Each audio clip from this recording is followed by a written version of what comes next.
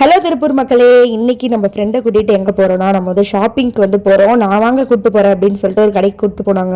என்ன கடை அப்படின்ட்டுலாம் அப்புறமா சொல்றேன். ஃபர்ஸ்ட் எடுத்தோன்னே எல்லாம் நம்ம ஹைட்டுக்கு அதிகமா இருக்கு, லூஸா இருக்கு. இதே மாதிரி மக்களே இந்த ஷால் போட்டோன்னு பாருங்க, நல்லா பணக்கார ஆண்டி போடுற மாதிரி இருக்குல்ல.